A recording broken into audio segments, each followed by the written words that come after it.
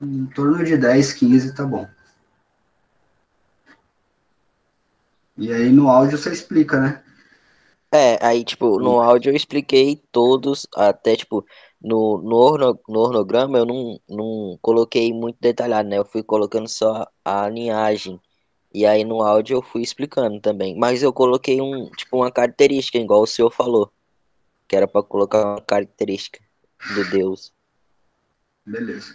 A origem também é importante. Origem e caracterização. Basicamente isso, se falar, esse aqui surgiu de tal lugar, surgiu de tal forma, e ele é representado por isso, é caracterizado por isso e por isso. Já é suficiente. Então Eu, vamos lá. eu acho que alguém deve estar com dificuldade na forma de enviar o áudio, professor. Ontem no grupo o pessoal tava falando que não tava conseguindo enviar por causa do formato. Eu acho que muitos estavam tentando enviar em MP4. Eu consegui, eu falei com o professor. Porque tem que ter um programa de áudio específico, né? Daí você vai no computador, o computador abre com o seu Media Player, né? Aí o seu Media Player salva como formato de vídeo, mas você precisa de um formato de áudio. Aí eu acho que para resolver, ou você entra pelo celular, porque o celular já tem Eu programa. entrei no celular para mandar. Uhum. Então pode ser essa solução aí, ó, da Mayra. Entra pelo celular e aí do celular você envia. Ou você baixa um programa que grava áudio. Baixa um programinha de gravar áudio e aí você faz tudo com ele. Aí ele já vai salvar no formato certo.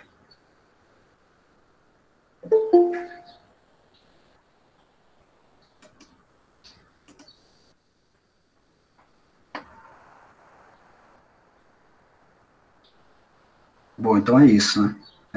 Quem puder ligar a câmera aí, é legal, né? Eu sempre reforço essa ideia que a gente precisa, então, se adaptar ao contexto da pandemia, né?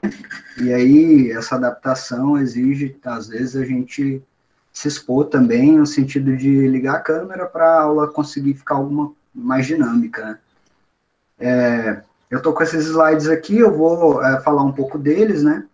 E aí, se vocês quiserem interromper para fazer alguma pergunta, pode interromper. Tem gente entrando ainda.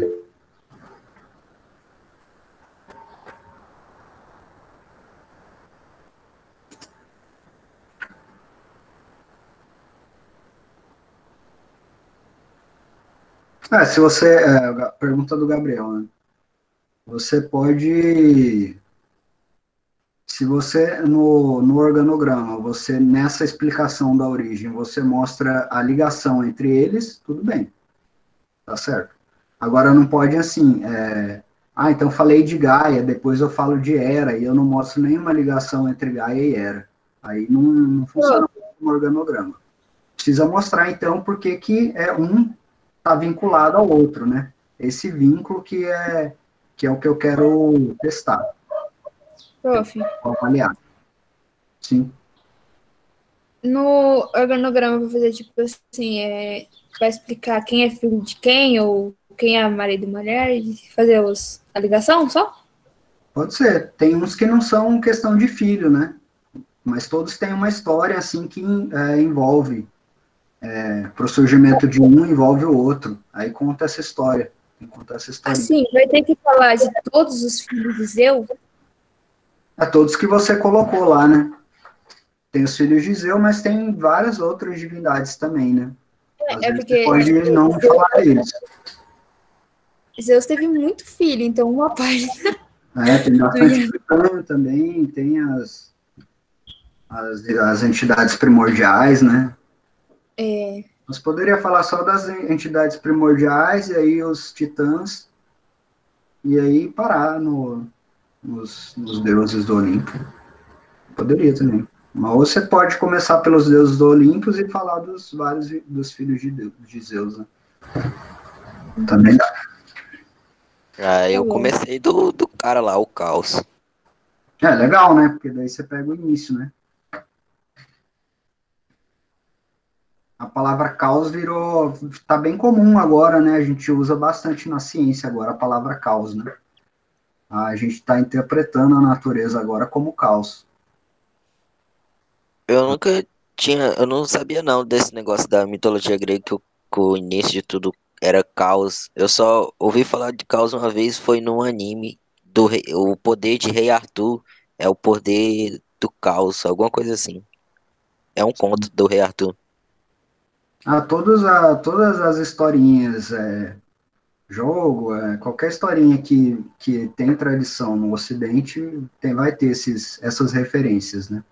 O que é importante para a gente na disciplina de história, com esse trabalho, é vocês perceberem que todos os povos, então, eles vão ter isso, né? Eles vão ter essas organizações. Porque a gente fica também, isso, né? Tipo, a ideia de divindades gregas chama muita atenção, né? Porque, então os gregos, né? Fica essa coisa, assim, Zeus e tal. Mas existem divindades também ameríndias, existem divindades africanas, né? Cada povo, então, tem as suas explicações, né? As suas explicações sobre a origem, sobre as eras de ouro, eras de bronze. Todas as sociedades, principalmente da antiguidade, vão ter essas formulações culturais, assim, né? Faz parte da cultura isso, né? A compreensão religiosa, assim, né? A ideia de cristianismo, por exemplo, que a gente vai ver agora, e que é bastante influente na nossa realidade, né? Então a gente não pensa o caos, a gente não pensa o mar como Poseidon, a gente pensa todo esse conjunto de fenômenos, né, naturais, a gente pensa a partir de um Deus, né? A gente, assim, cultura cristã, né? Cultura cristã. E a cultura cristã surgiu aí nas bordas do Império Romano, né? Nas fronteiras mais distantes do Império Romano, como a gente vai ver. É também um sistema de explicação, né? Então essa cultura cristã também tem toda uma explicação sobre a origem, sobre o desenvolvimento, sobre os grandes momentos da humanidade, sobre as decadências, sobre o fim, né? Como a humanidade vai chegar ao fim. O fim para os gregos era mais ou menos a guerra entre os homens e os deuses, né? Então, eles vão vendo a aproximação. Então, você tem a era de ouro, aí vai regredindo os metais, né? Vai regredindo para o prata, para o bronze, e aí os próprios homens começam a se rebelar, então, contra os deuses, né? Que é o Prometeu, né? A figura do Prometeu na religiosidade clássica, né? Grega clássica.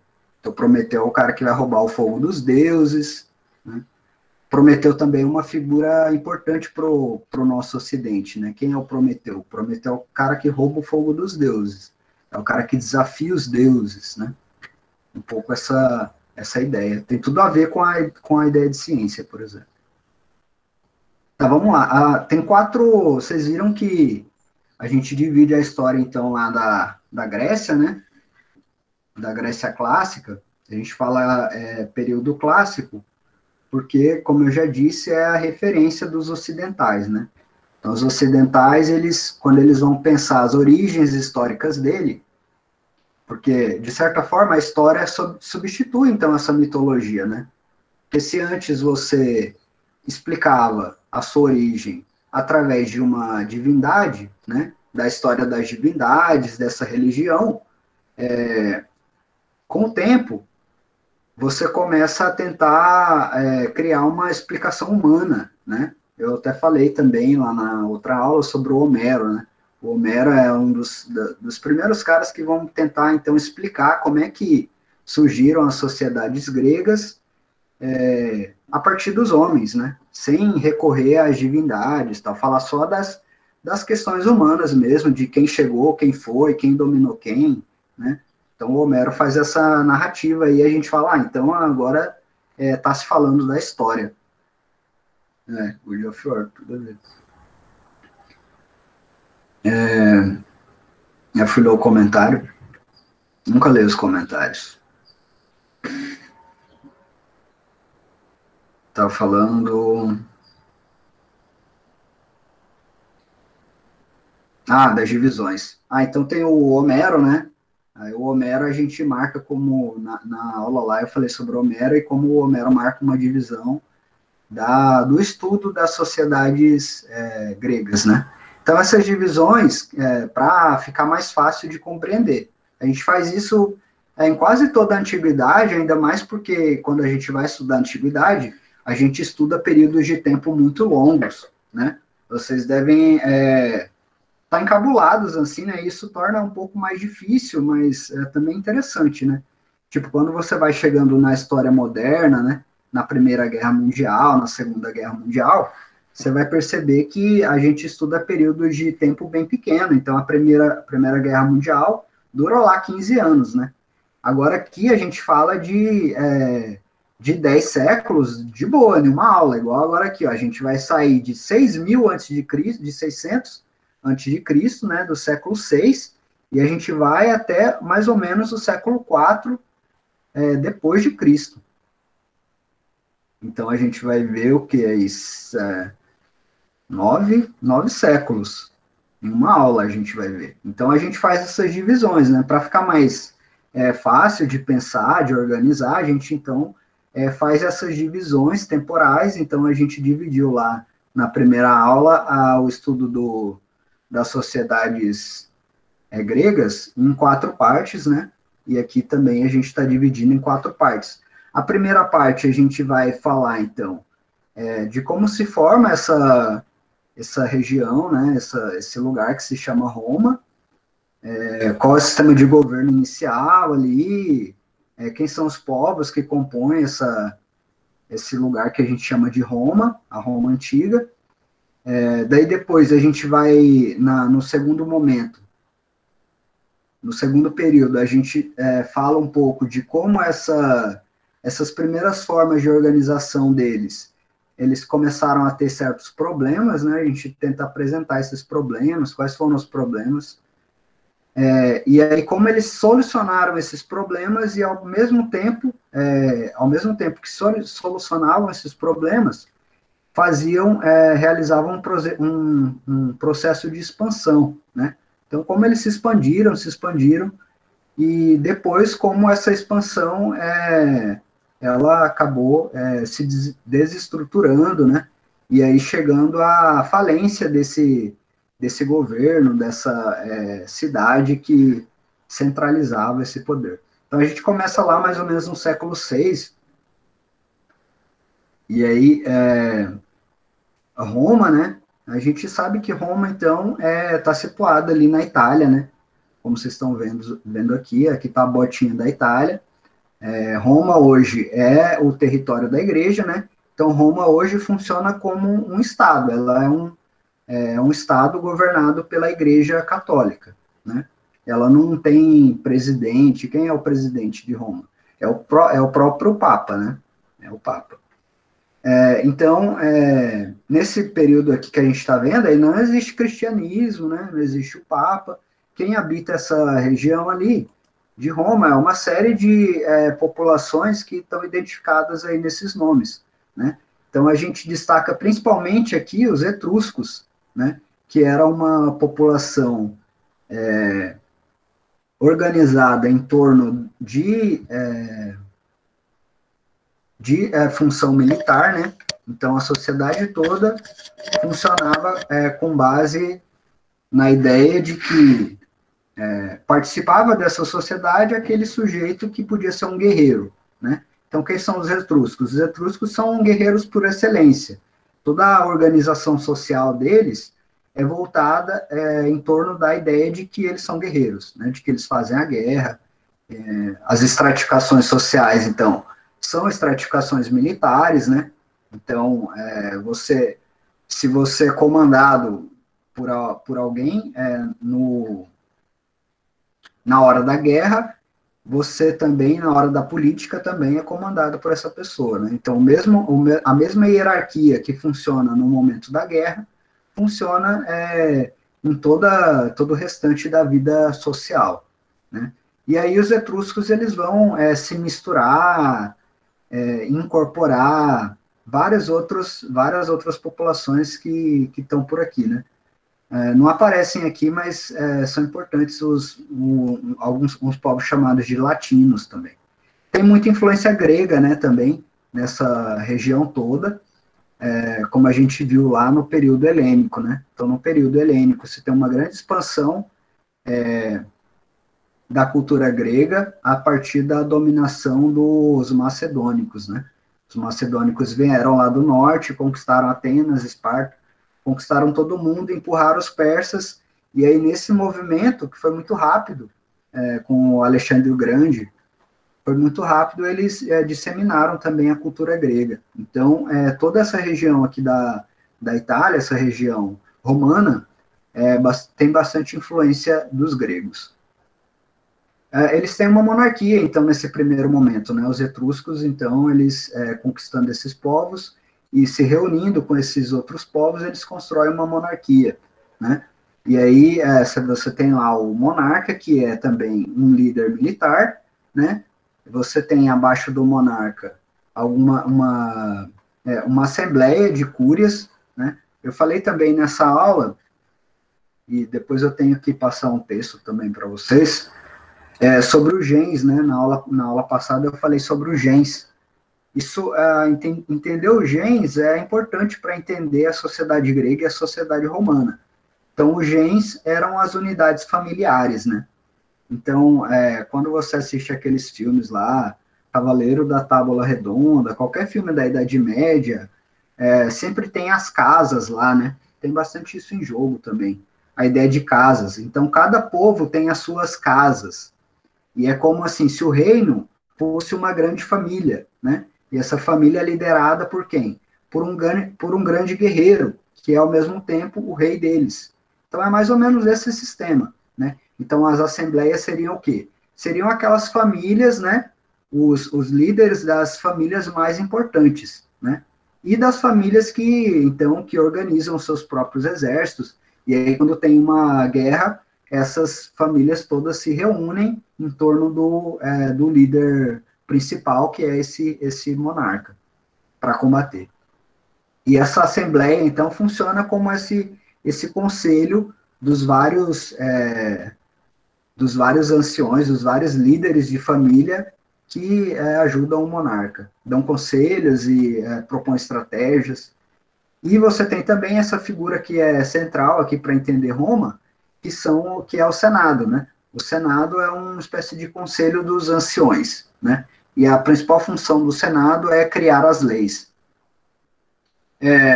Roma é muito lembrada também, o Império Romano é muito lembrado, a experiência romana é muito lembrada para o Ocidente, e chamada de clássica, porque foram eles, os romanos, que deram um papel central para as leis na organização social, né? Então, fora dos romanos, o que a gente percebe? No geral, as sociedades, elas organizam a sua vida política, a sua vida social, com base em tradições, com base na religião, né?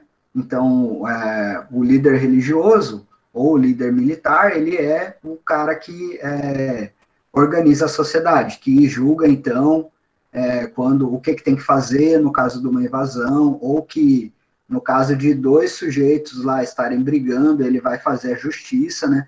Ele vai dizer quem está certo e está errado. E aí ele faz isso com base na vontade dele, mais ou menos, e com base na tradição, né?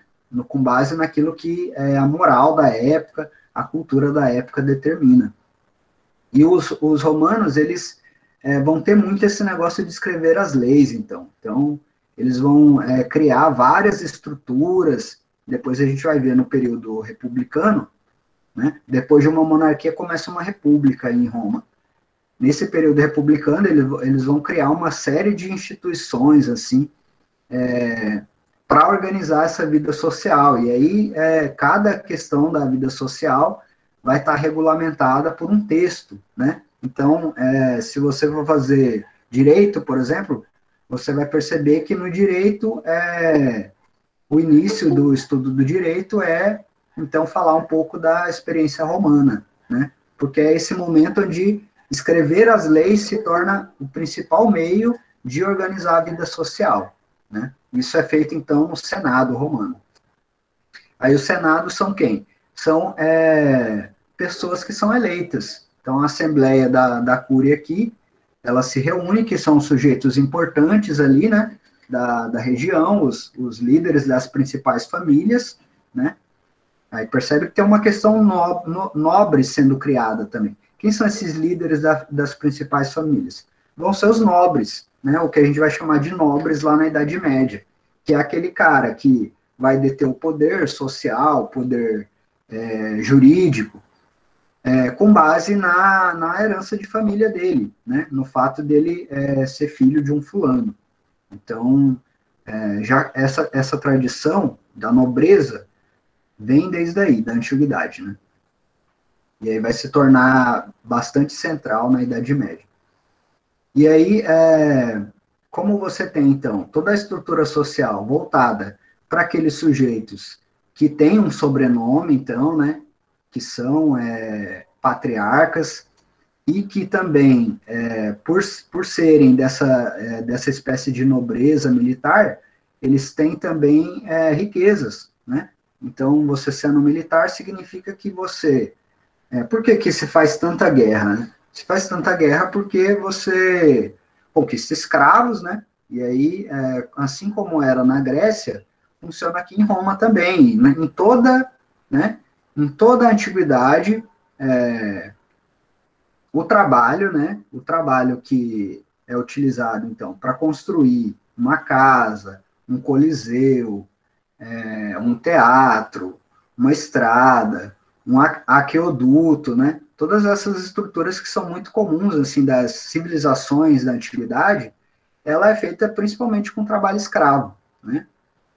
Então, você conquista esse trabalho escravo na guerra. Então, você fica constantemente nessa dinâmica de olhar para o seu território e ver onde é que eu posso expandir um pouco, né? E aí, nessa expansão, você pega toda a riqueza do lugar, né? Então, quando você conquista um lugar, tudo aquilo que tem ali de interessante você vai pegar, então as plantações, o ouro, os metais, homens, né, que podem ser transformados em soldados, né? Isso vai ser muito comum também entre os romanos.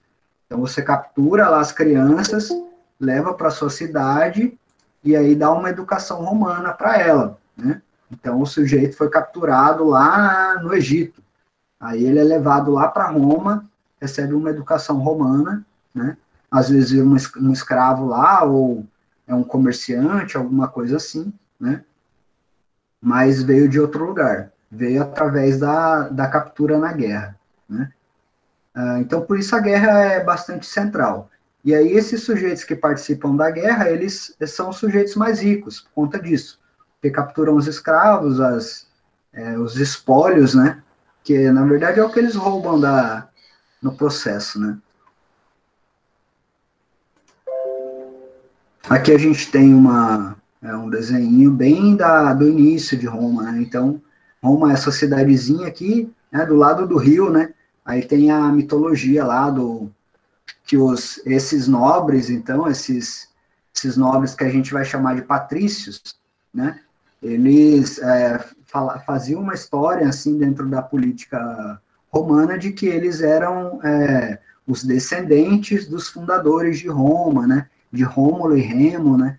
Que foram criados por uma loba, né? Foram jogados no rio e criados por uma loba, né? Aí eles diziam que eram descendentes desse Rômulo e Remo, e por isso eles tinham o poder de ter o governo, né? E aí mostra como eles foram se expandindo, né? Os latinos que eu disse estão aqui, ó. Então eles vão expandindo aqui, os etruscos, os latinos, sabinos.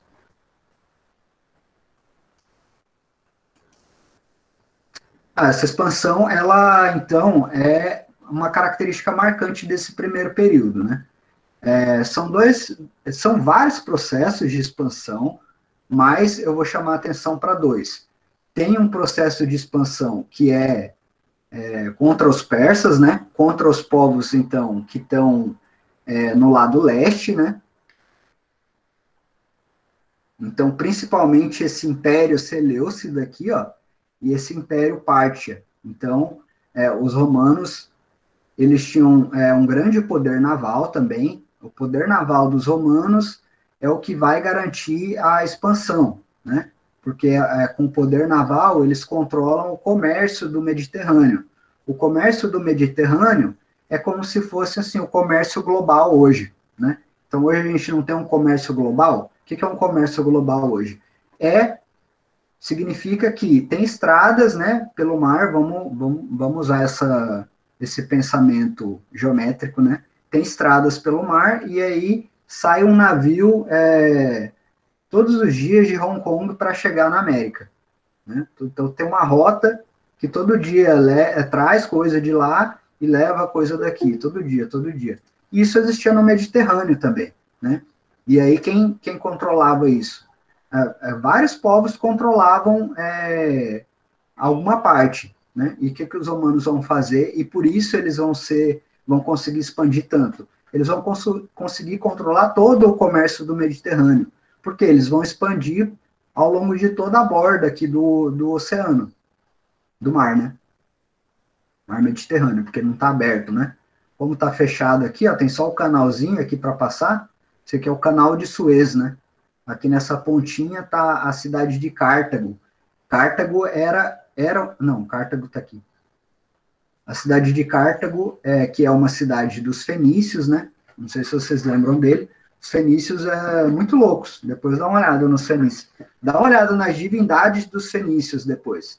Aí se vocês ficam meio que admirados pelas divindades gregas, dá uma olhada nas divindades dos fenícios. Só bicho maluco, velho.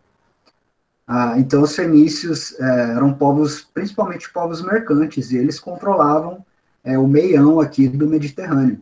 E aí, uma das primeiras guerras, então, as duas primeiras guerras que eu quero chamar a atenção, que vão ser fundamentais para a expansão dos romanos, é a guerra que eles promovem aqui, ó, nessa região aqui do Oriente Médio. O cristianismo vai surgir aonde? No Oriente Médio, ó, que é aqui essa terra dos judeus aqui, ó. Jerusalém está aqui, né? Na pontinha da África aqui, cruzamento da África com a Ásia.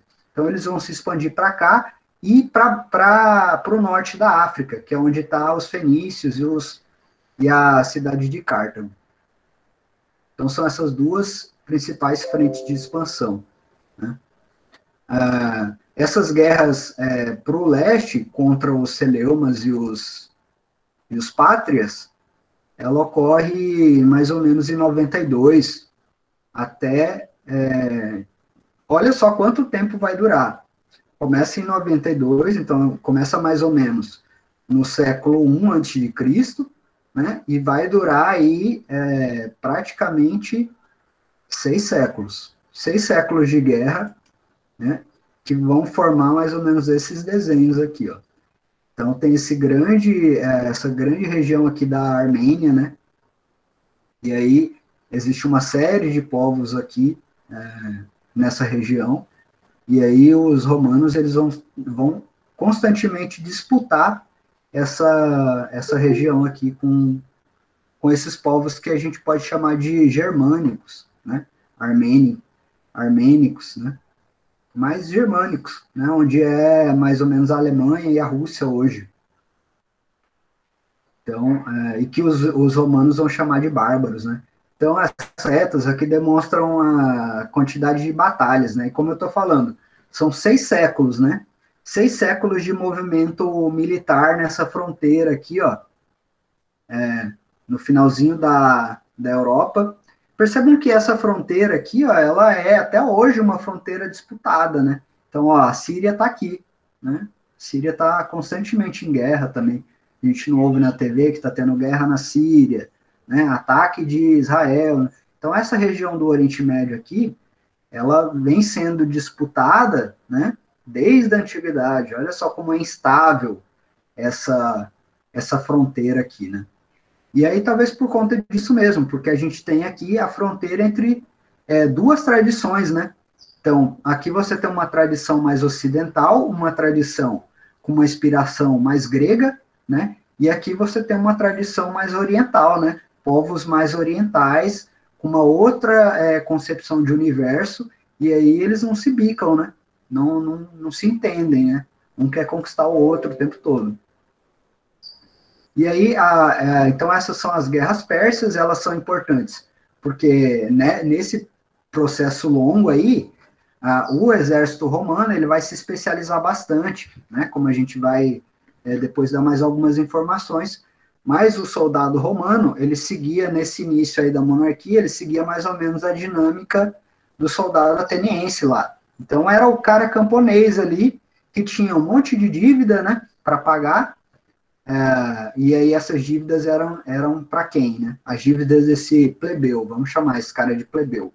Quem é o plebeu? O plebeu é o cara que trabalha para alguém, né?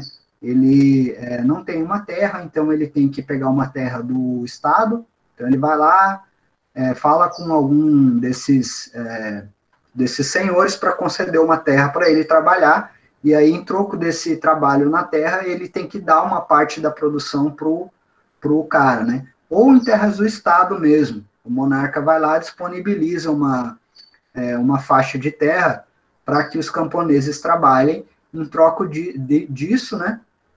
Eles têm que dar parte dessa produção para o Estado, né? Então o Estado consegue sobreviver assim também. É uma espécie de semi-escravidão, né? Então a gente pode começar a pensar também nessa concepção de semi-escravidão. Por quê? Porque existia lá na Grécia Antiga uma ideia de escravidão que transformava o sujeito em objeto, né? Você, como eu falei lá em Esparta, em Atenas, você tem essa ideia de que se eu conquistei o fulano, né, eu ganhei o direito sobre a vida dele, então ele se torna um objeto, ele se torna uma ferramenta da mesma forma como uma enxada, né? E aí essa concepção, ela vai criar muitos conflitos, porque se você vem dizer que eu sou uma ferramenta, eu não vou aceitar, né? Ainda mais se eu fui conquistado depois de grande, né? Então não vou aceitar, isso vai levar a guerras, né? Como a gente vai ver que você tem guerras por conta disso, né? Rebelião de escravos, instabilidade, guerra civil, né? Por conta da escravidão. Então você tem uma espécie de afrouxamento assim dessa escravidão. Então formas de fazer essa escravidão ser mais branda, né? E aí escravidão por dívida vai ser uma opção assim de abrandamento do sistema escravista, né? Então o cara foi lá, ele pegou um empréstimo, ele perdeu a colheita dele, aí ele não tinha o que comer, ele foi lá, pediu parte da produção de um senhor com o critério de que ele pagasse depois isso, aí ele não consegue pagar, ele fica em dívida, aí ele paga isso com trabalho, né? Então isso é uma escravidão por dívida.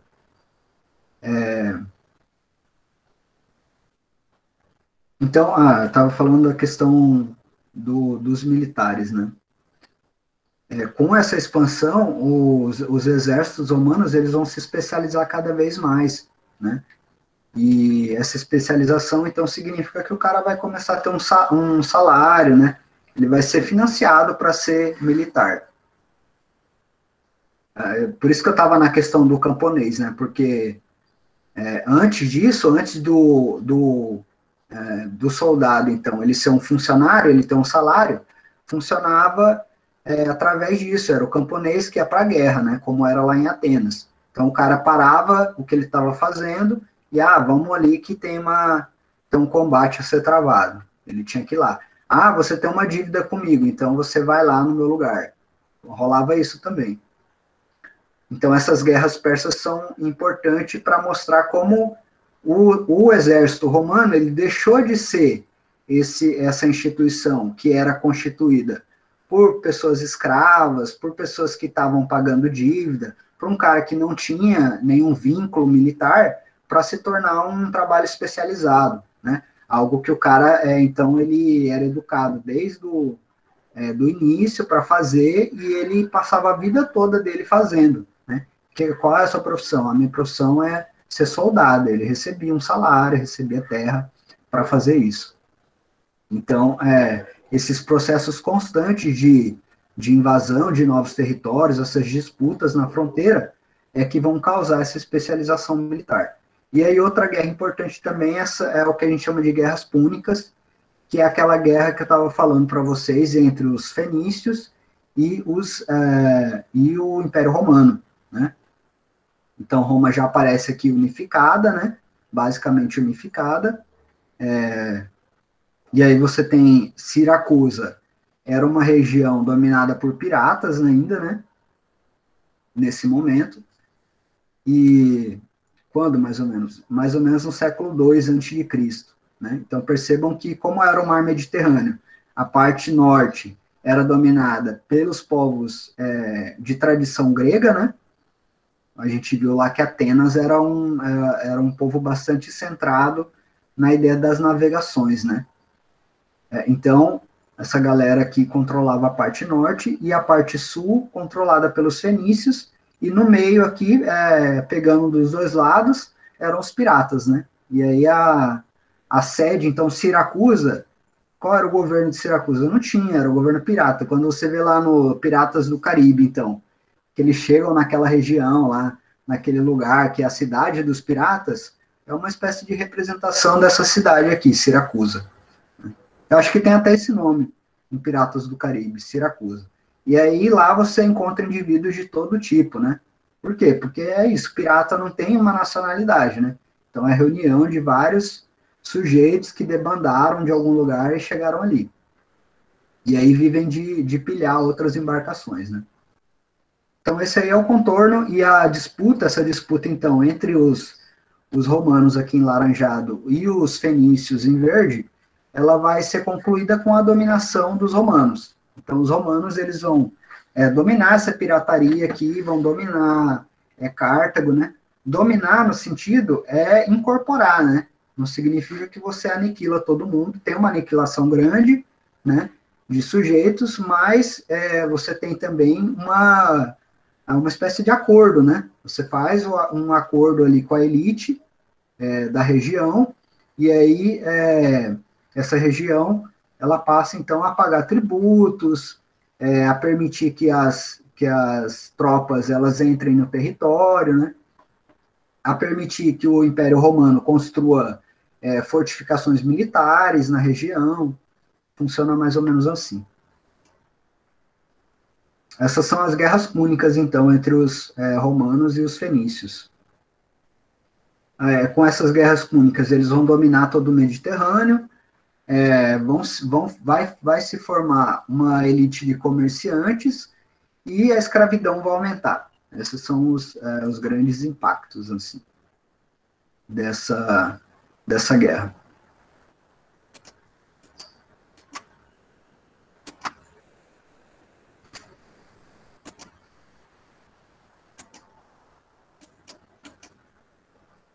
Então a gente tem um segundo período, né, depois da monarquia.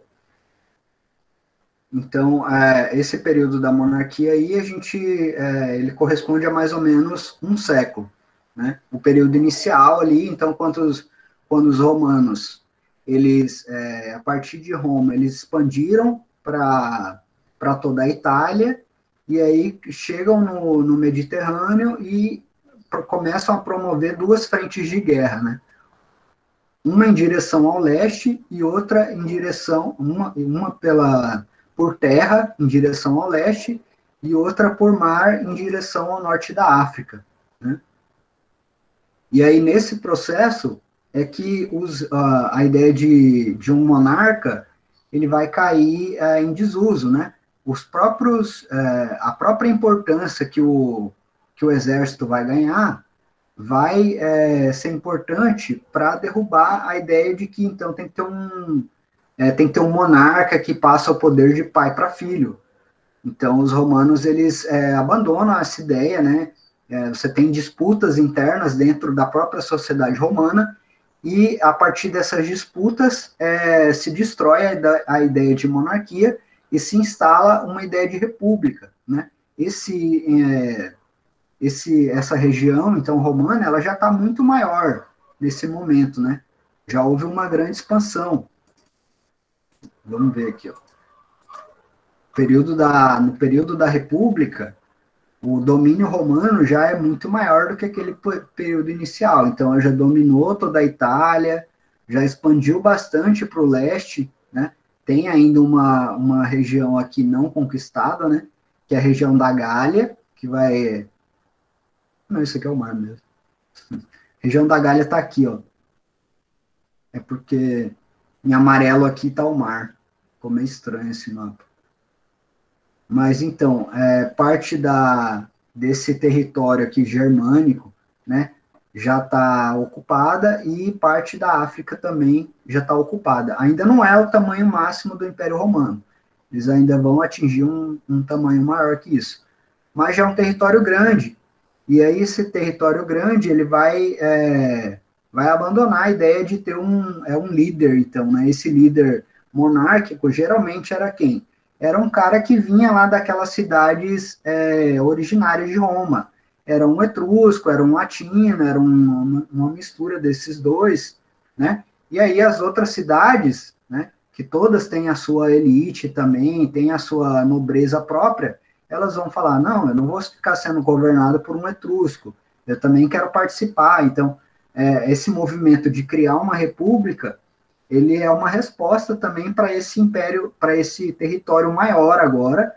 Em um território maior, você tem mais elites, mais grupos sociais para serem conciliados. Vou fazer uma pausa.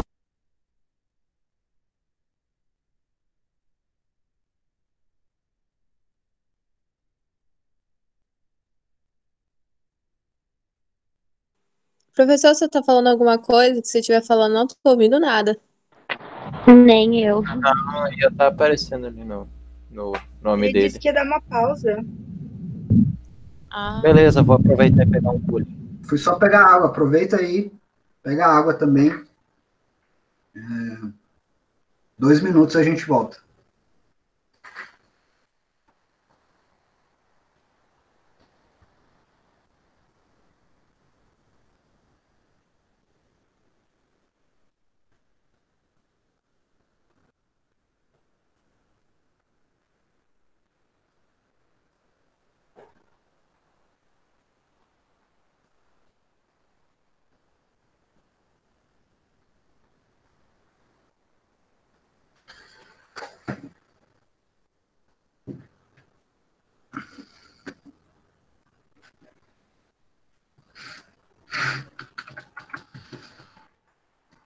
Chamada é no final.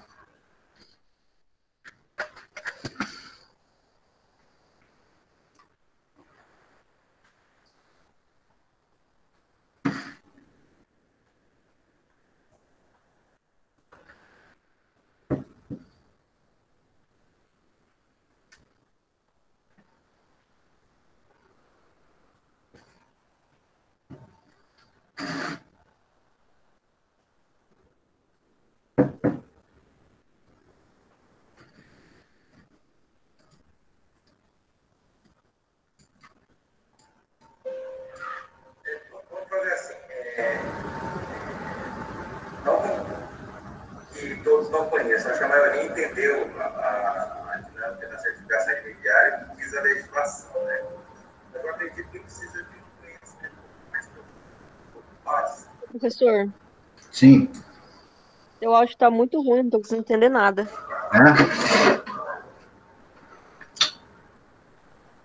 O problema é que só tô com esse microfone. O pessoal falou que estava tranquilo no início. Eu acho que é porque eu só tava ouvindo um áudio, aí dava pra ouvir. Ah, mas agora tá tranquilo? Tá tranquilo. Pelo menos aqui. Para você tá ruim, Julia? Não, professor, tá de boa agora, tava falhando. Ah, é isso. É porque tá logado na reunião aqui também.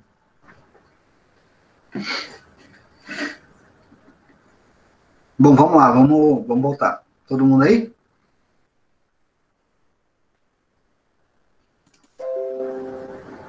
Então, essa aqui seria a pirâmide de estratificação social dos romanos, né?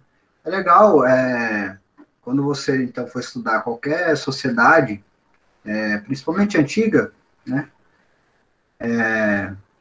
Dá uma olhada na estratificação social.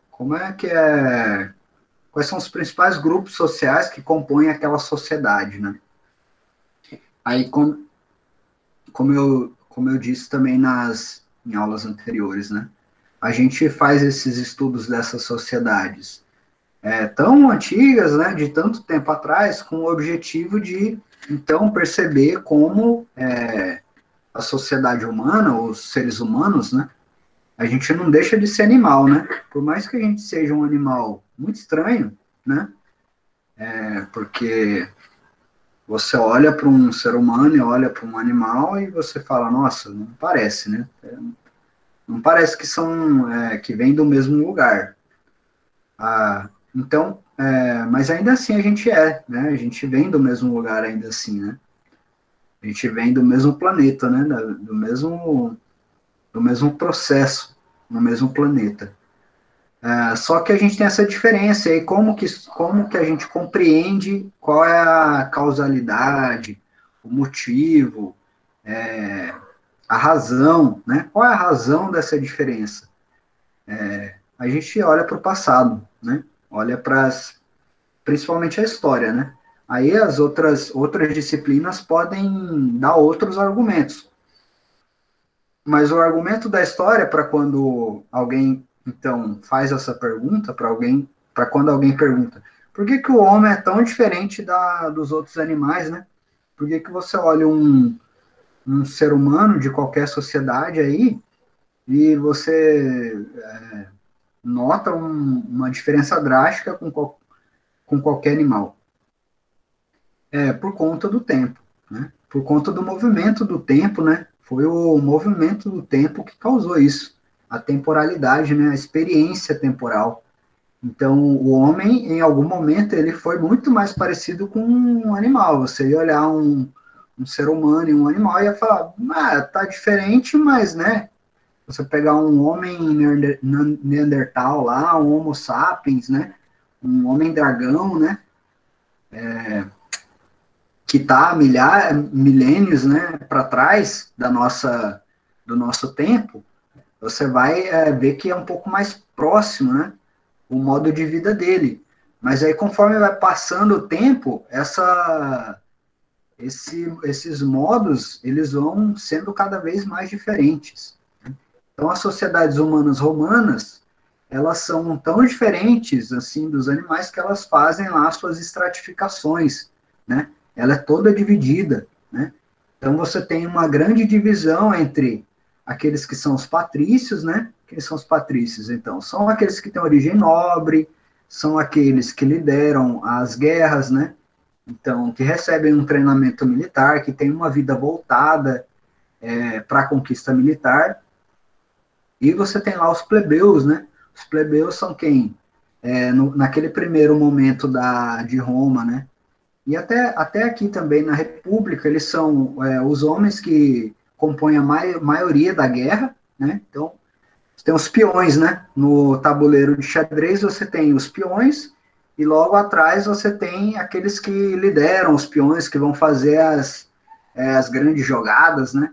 Então, na guerra também, que é uma questão central para estudar essas sociedades humanas, e isso coloca a gente numa questão filosófica bem complicada, né? Porque a gente tem que pensar, então, nessa pergunta que eu estava falando, né? A diferença entre homens e animais. A gente tem que pensar o quanto essa mudança entre homens e animais, ela também é uma mudança de violência, né? Esse homem social, essas sociedades humanas, elas são carregadas de violência, desse impulso de conquista, de dominação, de ocupação de outros territórios, de expansão, né? De assimilação, né? Eu encontro uma outra população humana, eu vou assimilar. Eu vou assimilar esse território, eu vou tomar esse território para mim. Então, é uma questão humana, assim, né? Faz parte dessa explicação da diferença do homem em relação à natureza. A potência que esse homem tem de se mobilizar em torno de conquista, de guerra, de violência estruturada, o que é um exército, né? O que é então, um jovem lá espartano que vai ser educado desde os 8 anos de idade, ensinar onde você enfia uma lança, né? Tem que ensinar, porque o não sabe, né? Não sabe, não. Dar uma lança para vocês ou para mim, não vai enfiar onde, né?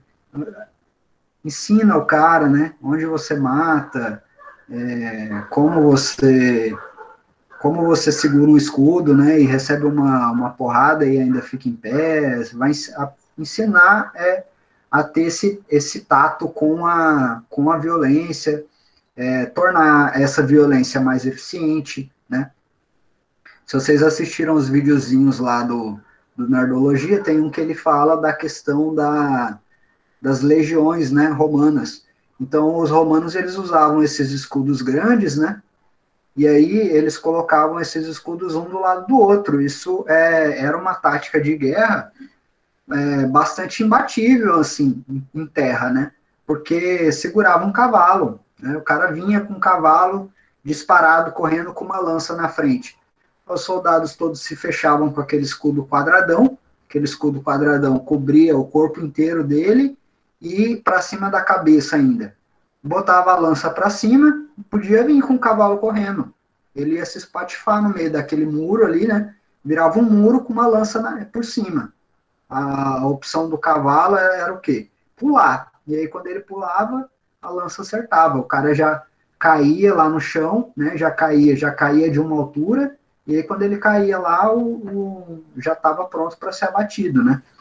Então, é um sistema de guerra, é bastante eficiente, né? Então, tem essas estratificações aqui. No meio, né, entre os plebeus, então, os plebeus que são essa população de não nobres, né, de pessoas que não têm recursos, mas que têm muitas dívidas, né, que contraem muitas dívidas, são camponeses, né, que é o cara que vive de lavrar a terra, são pequenos comerciantes, né. Aquela comparação que eu estava fazendo das rotas comerciais também, então das rotas comerciais que a gente tem hoje, com essa importância que as rotas comerciais elas estão ganhando aí nesse Império Romano, né? Elas vão ser fundamentais, essas rotas comerciais. E a população romana também, ela consome, né, esses produtos. Então, da mesma forma como eu pego aqui na minha casa e eu olho em volta, eu vou ter coisas que vieram dos mais distintos lugares, então o meu tênis veio da Indonésia, né? E o algodão que fez o meu tênis pode ter vindo, sei lá, dos Estados Unidos ou de Nova Mutum, né? E aí tem o computador que veio da China, dentro do computador, tem o plástico que veio, sei lá, do petróleo do Oriente Médio, do petróleo da Venezuela, né? Então, esse consumo, né, dos produtos comerciais é uma realidade também para os romanos. Então, a Roma vai ser a maior cidade uma das maiores cidades que a gente vai ter da antiguidade. Muita gente morando num espaço pequeno, num território pequeno, né, amontoada em um território pequeno, e essa população, ela consome muitas coisas. Então, consome óleos, incenso. Então, mesmo o lavrador lá, o camponês, ele compra alguma coisa, né? Ele não é aquele cara que consome só o que ele planta, não, ele consome coisas que vêm da Pérsia, que vem do Oriente, que vem da África, né? Então, ele é esse cara. Então, precisa de pequenos comerciantes para fazer isso, né? Você tem os grandes comerciantes, que são os patrícios, que é os próprios líderes, né, dos exércitos. Então, esse líder do exército, depois, além de conquistar, roubar, pegar as coisas, né, os espólios de guerra, ele também depois organiza essas rotas comerciais, né? Então, ele se torna um grande comerciante. Aí, quando os produtos eles chegam na cidade, eles são distribuídos, então, pelos pequenos comerciantes, né? Aí você tem produção interna também, de artesãos. E aí, na base da pirâmide, são os escravos por guerra ou por dívida. principalmente, né? E eles também são a base da atividade produtiva. Então, a alimentação, né? O que é a base que é a base da atividade produtiva? É aquilo que não pode faltar, né? Então, aquilo que não pode faltar, aquilo que é essencial, é produzido por mão de obra escrava, né? Pode até faltar óleo para tomar banho, mas não pode faltar o trigo, né? Então, o trigo é produzido por mão de obra escrava. Então, a República Romana, como eu estava dizendo, como o território ele expande muito, e aí cai aquela figura do monarca, né? Porque os outros territórios reivindicam também a sua participação.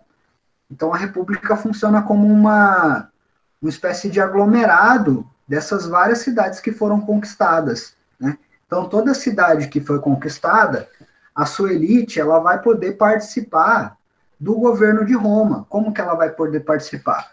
Ela vai poder escolher parte dos senadores, né? E aí mais ou menos dentro dessas estratificações, né? Cada sociedade vai ter a sua, né? Mas é mais ou menos dentro disso, porque a gente sabe que essas estratificações sociais aqui, elas são comuns também no período, né? Então, qualquer sociedade que a gente for pegar, praticamente qualquer sociedade que a gente for pegar, fenícia, mesopotâmica, grega, né, ela vai sempre ter uma base de escravos, né? Isso é bastante comum. Poucos reinos da antiguidade não usavam escravos. Por exemplo, alguns reinos da África, eles não usavam escravos, né? Eram democracias mais livres nesse sentido. Tinha, mas, assim, em absoluto todas tinham, né? Algumas não tinham tanto, ao ponto de serem a base, mas tinham. Os reinos da Nanúbia, por exemplo, não sei se vocês chegaram a ver. Mas então essa república é formada por essas elites das várias regiões que foram conquistadas. E aí essa elite ela é conquistada como? Através de uma espécie de caridade política que vai se chamar de hervetismo, né? Funciona como? Quando os romanos eles conquistam uma região, eles tentam promover, além de dizer assim para a elite da região, agora vocês podem participar do sistema político também, vocês podem eleger representantes, e esses representantes vão poder fazer leis que beneficiam vocês também e tudo mais. Além disso, vocês também vão receber infraestrutura, né? Então, os romanos vão lá e vão falar, a gente vai construir estrada, a gente vai incrementar o comércio de vocês vão ganhar embarcações para fazer comércio, vocês vão ganhar fortificações. Isso é uma espécie de caridade política que eles faziam, e aí quando fazia essa obra, os líderes romanos, então, iam lá e marcavam a presença, e botavam um símbolo romano lá, e isso era uma forma de conquista deles, né? Então, percebam que é uma conquista que tenta meio que incorporar aquela nova região à dinâmica deles, né? Então, coloca essa participação, promove obras, né, de infraestrutura. E essa república ela é governada, então, como é o sistema de governo? É basicamente 2 cônsules, né? Então, os senadores eram mais ou menos 300, né? Então, 300 senadores, eles escolhem quem serão os 2 sujeitos que vão ser os líderes máximos, né? E eles são os líderes máximos porque eles vão ter o poder sobre o exército, né? E aí eles revezam, esses 2 cônsules, eles revezam o poder, acho que é de 3 em 3 meses. Então, eles são eleitos por 2 anos, 2 cônsules, e eles revezam de 3 em 3 meses. 3 meses é um, 3 meses é outro, até dar 2 anos, aí o Senado vota em outro. Existe uma série de outras instituições, por isso que eu estava dizendo aquela hora, de como os romanos, então, eles vão transformar esse negócio de escrever lei como uma forma de governo, né? Eles vão substituir as tradições, a religião, até a ideia de nobreza também, de que quem governa é o sujeito que tem o nome de família, né? Eles vão meio que tentar substituir isso por uma ideia constitucional, né? Como a gente tem hoje. Então, regular através de textos. E aí, para fazer isso, vão se criando uma série de pequenas instituições, né? E essas instituições, elas funcionam mais ou menos em contrapeso. Então, cada uma tem um tipo de poder. Olha lá, o Senado, ele dirige a política externa e interna, né? Controla a atuação dos magistrados. Magistrados são todos esses aqui, ó, censores, pretores, questores, edes, né? Todas as assembleias das tribos aqui, ó, são magistrados, né? Era como uma espécie de carreira. Se vocês viram o vídeo lá do Nerdologia também sobre o Júlio César, né? Mostra bem como era essa ideia de carreira. Então, o sujeito, ele ia ascendendo dentro dessa estrutura política, né? Com o objetivo de chegar onde? Chegar nos cargos mais altos, que era ser senador, e aí, depois de senador, ser cônsul, que era ser o líder do exército, então. Podia ter ditadores também, que é quando você tem alguma instabilidade política dentro do governo, da região, e aí você tem que colocar um líder que vai absorver, então, várias funções, né?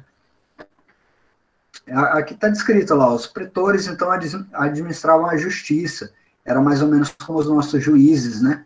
Então, tomavam essas decisões a respeito de causas jurídicas, né? O fulano tem que pagar tal dívida, o fulano matou ciclano, ia ser tudo tratado pelos pretores, né?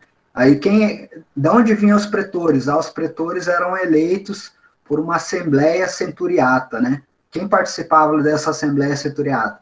Era todos os cidadãos, né? E essa assembleia, ela aprovava leis também e elegia censores, pretores e cúrias, né? Quem eram os questores? Eles administravam o tesouro. Quem eram os edes?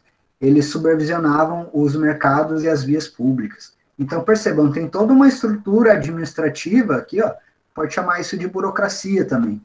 Da mesma forma que a gente tem hoje, né? Executivo, legislativo, judiciário. Aí o judiciário, aí tem Ministério Público, juízes, delegados, tá ligado? Essas hierarquias, esses sistemas de peso, onde o poder ele vai sendo dividido, né? Dentro de um sistema, e cada órgão, cada parte desse sistema fica encarregado de uma função. Para quê? Para não ficar centralizado, né? É a ideia de descentralização. Embora a gente saiba que quem participava disso aqui, quem podia ocupar qualquer um desses cargos aqui, eram então, num primeiro momento, eram os patrícios, né? Que eram esses nobres, e era quem era considerado cidadão. Só que, conforme o império vai crescendo também, e aí você tem os plebeus, né, participando dessas expansões territoriais, eles vão reivindicar o direito também de participar, né? Então, com o tempo, essas reivindicações da plebe por participação vão dar origem nessas assembleias populares. Então, na Assembleia Popular, poderia se reunir todos os comerciantes, artesãos, né? Essa população não nobre, e essa população não nobre também elegia lá um tribunal, um conjunto de representantes, e esse conjunto de representantes podia, em cada momento da história romana, ele vai ter uma função, né? Vai chegar um momento que ele vai ter, inclusive, poder de barrar coisas que os senadores colocavam, né? Então, você vai ter uma disputa também entre tribunos da plebe e esses outros magistrados, né?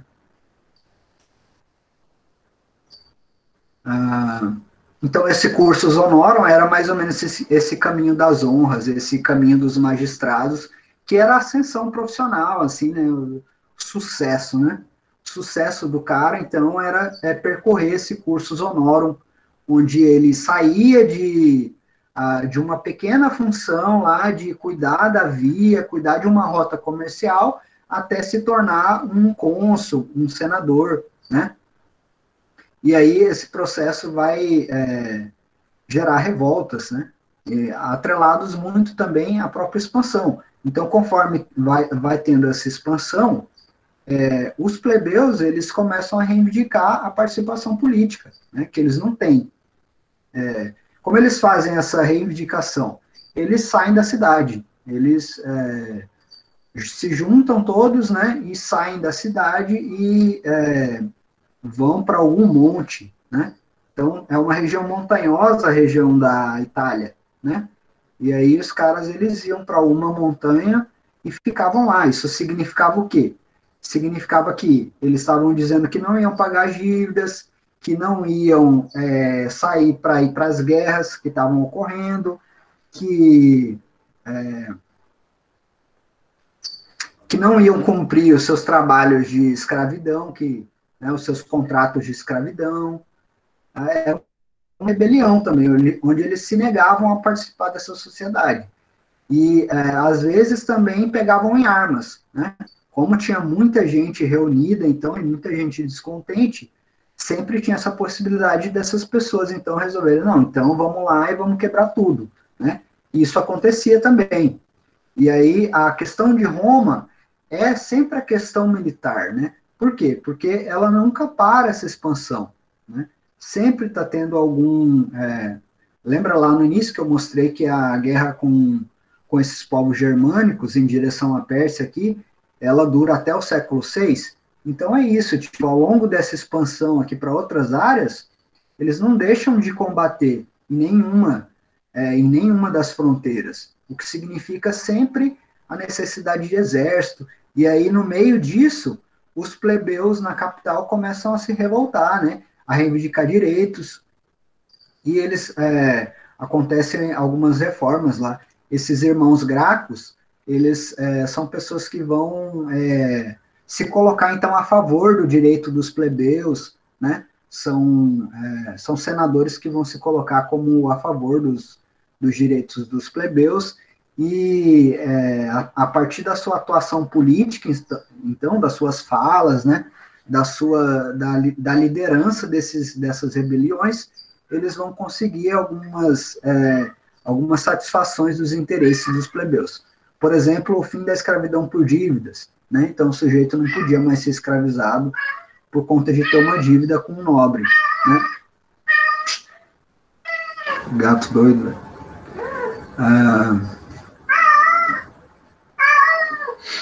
O fim das longas campanhas militares também, né? Que a gente viu, o exército ainda não era profissional, então quem ia para a guerra eram os plebeus, né? Esses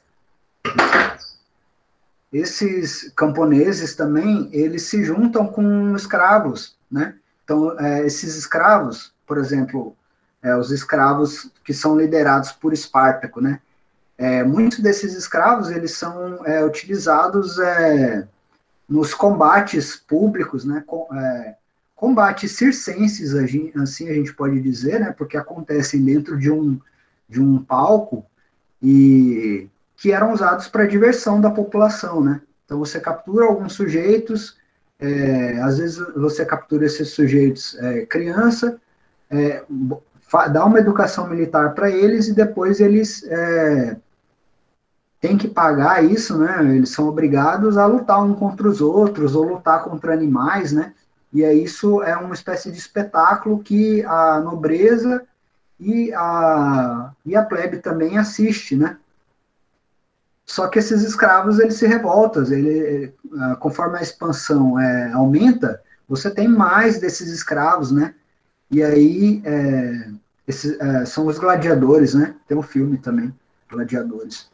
E aí eles se revoltam e juntam os plebeus mais os gladiadores, e aí você tem uma força militar capaz de derrotar legiões do exército oficial, né, como acontece em Esparta. Então, as legiões oficiais, elas são derrotadas mais de uma vez, né? E aí, conforme uma é derrotada, você tem que trazer uma outra legião que está em alguma outra fronteira para poder combater a crise que está tendo no centro, né, na capital. Essa expansão, né, e aí a gente começa a ver o que aqui também? Processos simultâneos, né? Então, quando a gente vai olhar para essas transformações nas sociedades, a gente tem que perceber que a coisa não tem uma causa só. Então, tipo assim, por que o Império Romano ele caiu? Ou por que o Império Romano expandiu? Não tem uma causa, mas tem uma somatória de processos, né? Então, percebam, conforme os romanos eles expandem, a gente pode marcar dois processos que acontecem simultaneamente. Conforme eles vão ampliando as suas fronteiras, eles começam a ter mais instabilidade na capital, né, por conta dos plebeus, da quantidade de gladiadores, né, de escravos com um treinamento militar que vai entrando e que começam a se rebelar para reivindicar direito, para se libertar. E, ao mesmo tempo, essa expansão, então, que demanda cada vez mais exército, que demanda cada vez mais organização desse exército, né? Cada vez mais uma gestão geral desse exército. Quanto mais soldados você tem, significa que você precisa de líderes mais fortes, né? Líderes com poderes maiores para que esse contingente de soldados obedeça, né? Então, os generais eles vão ganhar muito poder nesse processo de expansão.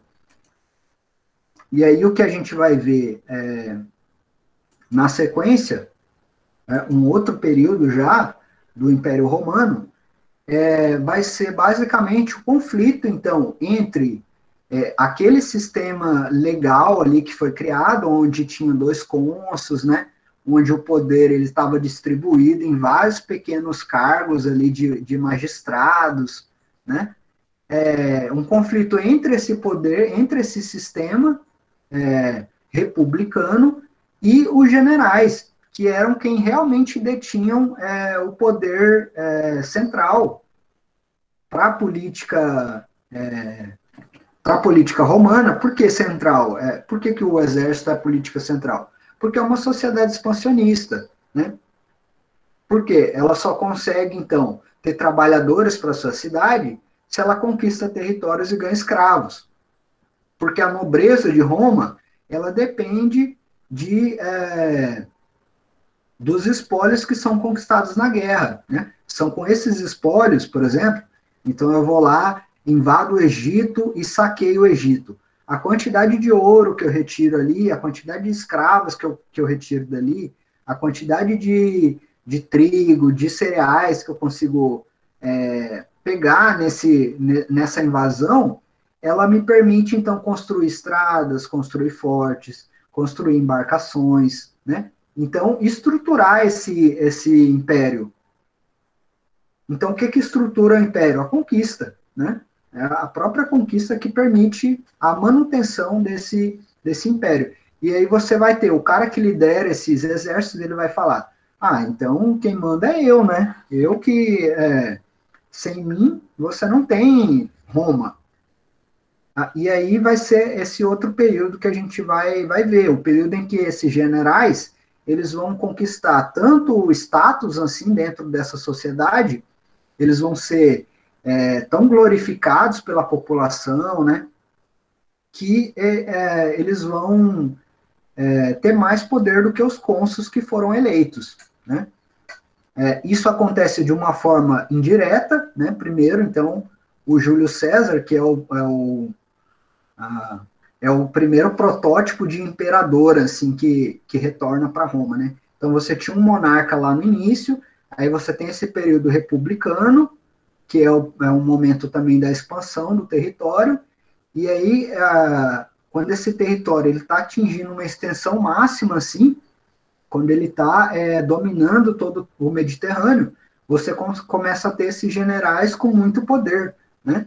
E aí o Júlio César ele vai ter tanto poder que ele vai ser considerado o verdadeiro líder assim de Roma, né? Embora você tenha lá os cônsuls, né, eleitos normalmente e tal, embora você tenha o Senado, todo mundo sabe que o Júlio César era que mandava, e ele inclusive entrou com os exércitos dentro de Roma, né, que era proibido. Então as legiões, quando vinham, né, com generais, os exércitos ficavam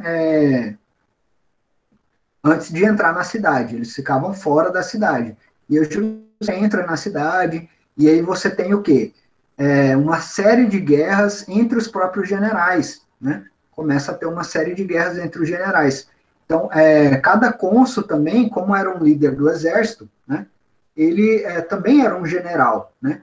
E aí, um não gosta do outro, um quer dominar o outro, então fica esse conflito, né, entre os cônsuls, entre os generais, uma guerra civil generalizada, né? Então a gente vai ver entre o ano de 91 aqui, ó, até mais ou menos o ano 30, então há mais ou menos 100 anos, um período onde os generais eles não concordaram entre si, onde foi uma guerra constante. Você tem uma guerra civil em 91, né? Depois você tem o Sula aqui, que é um cônsul, né? Aí o Sula ele tem uma facção que entra em guerra contra uma facção de um outro general que é o Cornélio, né? Depois você tem uma guerra entre as províncias hispânicas, e é isso aí até os anos 30, né? O Júlio César é alguém que consegue equilibrar um pouco isso, né? É um período que nos livros de história vocês vão encontrar como triunvirato, né? Triunvirato por quê? Porque eram 2 cônsuls, né? E aí o Júlio César, que era o general, que tinha um grande status dentro da sociedade, ele que equilibrava o poder ali, que ficava no meio para os dois cônsuls não brigarem, né? E aí não é só os 2 cônsuls, eles acabam representando o quê? Facções dentro do poder do império, né? Então, o próprio Senado, lá, os 300 senadores, cada um se vincula a uma facção, e aí você tem uma briga generalizada, cada um puxa para um lado, assassinato constante também. Júlio César foi assassinado, você tem uma série de figuras que são assassinadas, assim.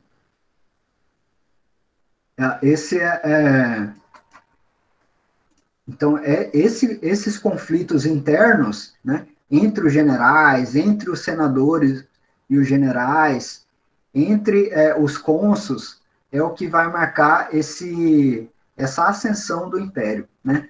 E isso, lembrando de novo, não deixa de anular as diversas outras guerras que estão acontecendo paralelamente, né? Então, além de todos esses conflitos entre senadores, cônsuls, generais, você tem as outras frentes de batalha, né, nas fronteiras. Então, a formação de um império, então, de uma liderança única, o abandono daquele sistema republicano para um outro sistema, ele vai se dar a partir desse Júlio César aí, que vai ser uma figura importante e que vai enfrentar, então, alguns limites que tinham sido colocados pelo Senado. Ele vai enfrentar esse Senado, ele vai ser morto por esse Senado, né? Aí o filho dele vem com a mesma proposta, né, o Otávio, né? Os dois viraram nome de mês, né? Então o nosso Agosto, é por conta do Júlio e do filho neto dele, que era um filho adotado, né, que era o Otávio Augusto. Aí o Otávio Augusto vem com a mesma proposta do Júlio César, mediar o conflito entre senadores e generais, né? E aí, só que nesse processo de mediação, ele consegue, então, submeter os senadores. Essa submissão, ela é feita através da morte, né? Então, da mesma forma que uma facção do Senado, ela tinha mandado matar o Júlio César, agora o filho dele manda matar uma boa parte dos senadores e assume o poder, né? Então o Otávio Augusto vai ser o primeiro imperador romano, né? Então o cara que vai dar fim àquele sistema republicano, onde tinha vários cargos, onde o poder estava distribuído, agora ele vai concentrar todos esses poderes, né? Então, ele que vai, a partir dele, agora que se escolhe os senadores, ele decide quem é senador, e o poder agora não é mais escolhido pelos senadores, né? Não é a sucessão não é feita de 2 em 2 anos, ela vai ser feita de forma dinástica. Então, quem substitui o Otávio quando ele morrer, alguém da família dele. E a dinastia, né? A ideia de dinastia é essa. O que é dinastia? É quando o poder é passado de pai para filho, né?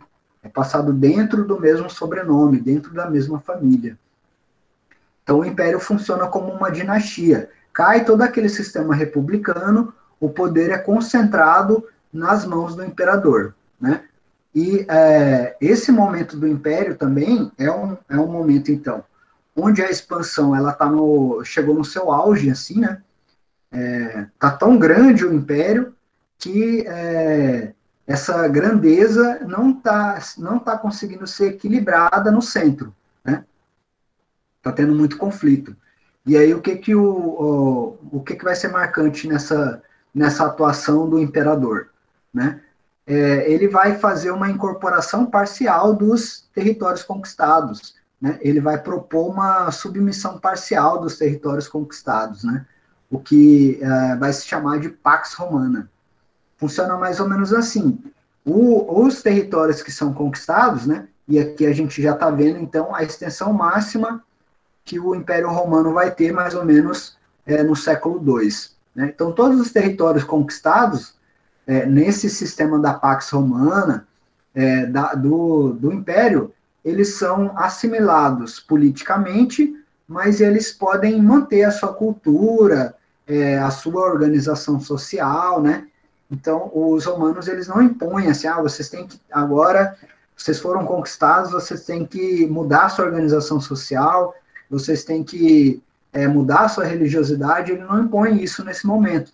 Ele permite que cada povo siga a sua vida, desde que siga os princípios, né, do Império Romano. Quais são os princípios? Pagar os tributos, você tem que permitir que o exército ele passe por seu território em qualquer momento, você tem que participar quando você é chamado, né? Então, se você é chamado para fornecer um exército para ajudar, você tem que fazer isso, né? Você enquanto líder da sua região. Isso, essa Pax Romana aqui, a contradição dela, a gente pode observar, então, no surgimento do cristianismo, né? Então, o cristianismo é uma variação do judaísmo que vai acontecer mais ou menos aqui, né? O que é uma variação do judaísmo? Existia para os judeus o Antigo Testamento, né? Era um texto religioso que organizava a crença de uma série de populações que estavam localizadas aqui nessa região do Oriente Médio, né? Aqueles povos que haviam fugido da Babilônia, né? Que era um território sumério, né? Então, esses povos que fugiram da Babilônia, eles, nessa trajetória, escreveram um livro religioso e eles professavam essa religião judaica nessa região aqui de Jerusalém, que foi anexada, então, pelo Império Romano. E aí tem um templo lá, né? Vocês devem conhecer essa história aí. A figura que se remete a Jesus foi lá e quebrou as barracas de comerciantes que tinham no templo, né? Essa quebra das barracas é concebida como uma afronta pelo centro do Império, né? Embora o Império Romano, né? Qual é a religião do Império Romano? Na capital, é uma religião bastante inspirada nos gregos, né? Então, eles têm mais ou menos as mesmas divindades, só que com nomes diferentes, né? Então, o Deus da guerra vira o Deus Marte, por exemplo. Entre outros, né? Então, as mesmas divindades, só que com nomes diferentes, com atribuições um pouco diferentes. E aí cada outra região do império que foi conquistada, ela tem a sua própria religiosidade. Só que se essa religiosidade, como aconteceu nesse caso aí, de um judeu lá chamado Jesus, que queria enfrentar, então, né, fazer uma crítica ao templo e fazer uma crítica ao sistema do governo, né? Aí ele foi levado para uma região pública e foi crucificado, porque estava enfrentando o poder. Então, essa Pax Romana, ela funcionava mais ou menos assim, né? Você é incorporado, né, parcialmente você tem a sua liberdade, entre aspas, mas desde que essa liberdade, então, não ameace o sistema de controle, né? Não ameace o sistema de poder. Então, isso acontece com o cristianismo. A gente sabe também que era comum, então, pegar cristãos, né? Então, esse cristianismo, ele começa a se difundir muito nessa parte sul aqui, ó, começa a se difundir muito nessa parte, em toda essa parte aqui, né? E essa difusão, ela é acompanhada por uma rechaçação do centro do império, uma rechaçação do Roma. Então, era comum pegar cristãos e levar para a capital para servir de atração nos festivais, né?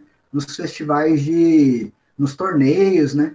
Tinha o espetáculo lá onde você colocava os sujeitos para lutarem com leões, né? Então você pegava um sujeito lá qualquer, um ladrão, um fulano lá qualquer, que ofereceu alguma ameaça, lá, o cara desafiou um general, o cara atacou uma pedra num soldado. Você tacou uma pedra num soldado romano? Você profanou um símbolo romano? Leva ele para a capital, bota ele para lutar com o leão lá. Então era mais ou menos essa a dinâmica da Pax Romana. Né?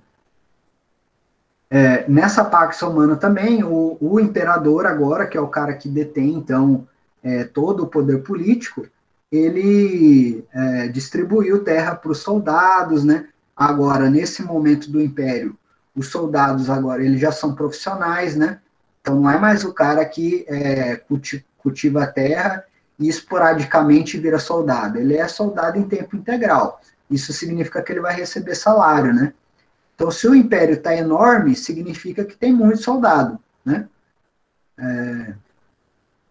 A gente pode estimar, assim, que 30% da população romana é soldado, né?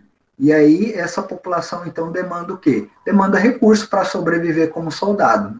Demanda salário, demanda terra, né? E aí os custos do império vão ficando maior. Isso eu já falei, né, que a conversão dos impostos em infraestrutura, né, era um modo de manter a paz também. Parte dos impostos que as regiões colonizadas pagavam, o império convertia em benefícios de infraestrutura, estradas, né, que eram benefícios para eles mesmo, porque era onde o exército passava. Né. Vamos ver esse trechinho aqui de Gladiador. You find it hard to do your duty. Sometimes I do what I want to do. The rest of the time, I do what I have to. We may not be able to kill him after all. All they do is talk. Should be just you and me. Your own. Don't even think it. There's always been a Senate. Rome has changed. It takes an emperor to rule an empire. Of course, but leave the people there. Illusions. Traditions. My father's war against the barbarians. He said it himself, it achieved nothing. Trees. Why? They didn't see the battles. What do they care about Romania? They care about the greatness of Rome. The greatness of Rome. Well, what is that? It's an idea. Greatness. Greatness is a vision. Exactly. A vision. I will give the people a vision of when they'll love me for it.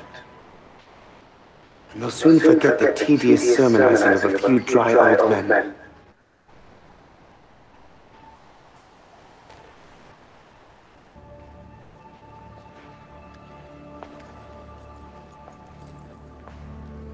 I will give the people the greatest vision of their lives.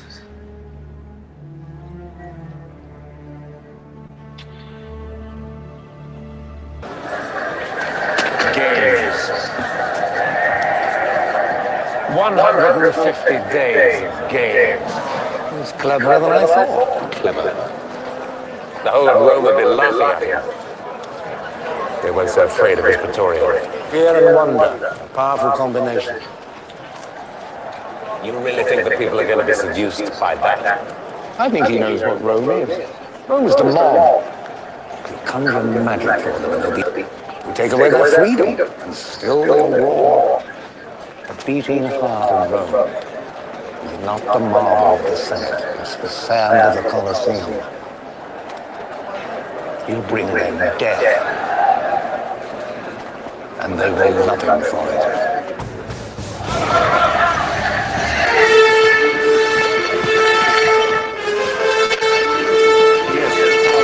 Senator Gaius? Senator Gracchus? Don't often see you enjoying the pleasures of the vulgar crowd. I don't pretend to be a man of the people, Senator. But I do try to be a man for the people.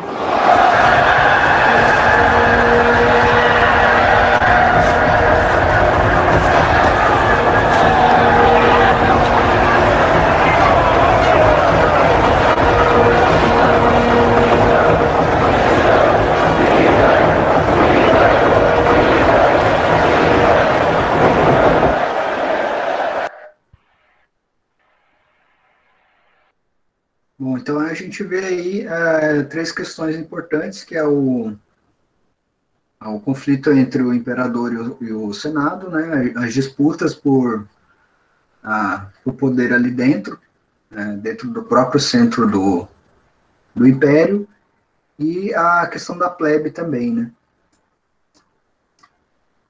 Então, para finalizar, falar um pouco, deixar um pouco no ar, para depois a gente continuar outros assuntos, como esse império entra em crise, né? E aí já está estourando o nosso tempo, vou falar rapidinho, né? Esse império entra em crise conforme essa figura central do imperador, ele vai perdendo força, e aí eles começam, então, os generais começam a dividir de novo o império entre eles, né? Então você forma uma espécie de tetrarquia, onde o império é dividido em quatro, cada uma dessas quatro partes fica com um general, né? Isso não resolve porque constantemente um tenta anexar a outra também, né? Você tem também uma mudança no comportamento desses líderes, né? Desses imperadores. Esses imperadores eles se tornam muito mais pomposos, né?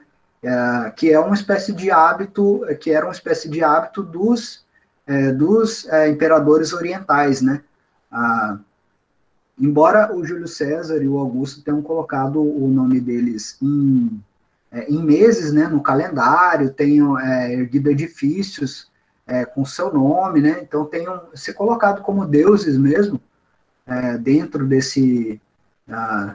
dessa sociedade, eles ainda se passavam por homens comuns, né. Um hábito, por exemplo, que não existia no Império Romano era que você ficasse se ajoelhando quando você chegasse perto do imperador. E aí, conforme a gente vai chegando no século III, os imperadores romanos começam a adotar esses hábitos, de vestir roupas, então, com muito ouro, de exigir que as pessoas, então, se abaixem e tudo mais. O cristianismo, ele cresce muito também dentro da plebe do império, né, e dos territórios ocupados.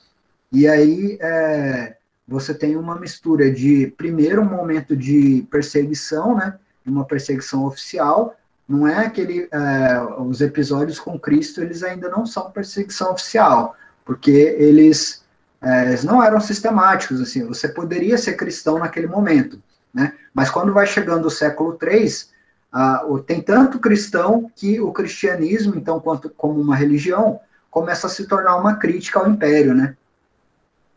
E aí você tem uma perseguição oficial com esse imperador Diocleciano. Você tem também uma série de epidemias, né? A gente está tendo uma epidemia agora, naquela época teve uma epidemia de varíola e de sarampo, né? Matou muita gente também, e é um dos fatores que enfraquece o império, né? Aí depois, uma parte oriental do império, o império em algum momento ele é dividido em dois, uma parte oriental e uma parte ocidental, e o imperador Constantino, ele muda a capital do Império de Roma para Constantinopla, e ele adota o cristianismo também como religião oficial dentro do Império, né? Ele já está no século IV aqui.